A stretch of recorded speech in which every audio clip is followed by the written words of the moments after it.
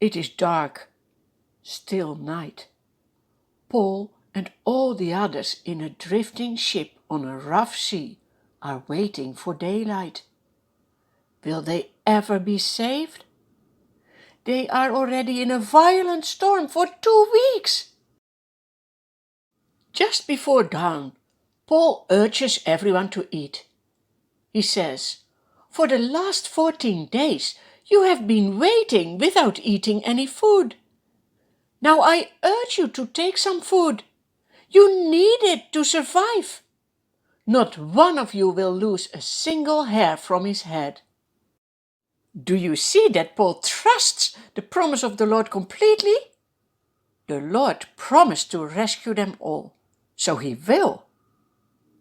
Is it not nice that also Jesus has said already that all the hairs of our head are numbered? It shows his care and love for us as well. Then Paul takes some bread. He gives thanks to God in front of them all. Then he breaks the bread and begins to eat. All 276 on board are encouraged and eat some food themselves. When they have eaten as much as they want, they lighten the ship by throwing the grain into the sea. It becomes daylight. The people see a bay with a sandy beach. They don't recognize the land.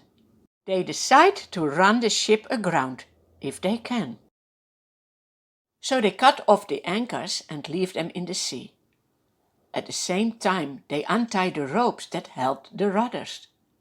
Then they hoist the foresail to the wind and make for the beach. But striking a place where 2 seas meet, they run the ship aground on a sandbar. The bow sticks fast and remains immovable. There they are, still in the ship. They can't go anywhere. And look what happens. The stern is repeatedly smashed by the force of the waves and begins to break apart. The ship is not a safe place at all. The soldiers say to each other, "We need to kill the prisoners. Otherwise they can jump in the water and swim away. We need to make sure no one escapes." But the centurion wants to spare Paul's life and keeps the soldiers from carrying out their plan. Do you see? Again, God protects Paul.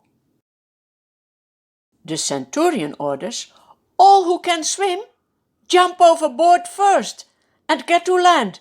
The rest needs to hold onto planks or other pieces of the broken ship. Just as the angel of God has said, everyone makes it safely to the shore. Do you see?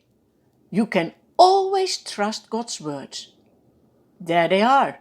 All 276 people are on the beach, all alive. Do they realize who God wants to be for them? Do they ask Paul questions to get to know more about God and about his son Jesus? Or do they just think about the many scary experiences they have gone through? We don't read it in the Bible. They must be tired. They are wet. It is cold. It starts raining. Where are they?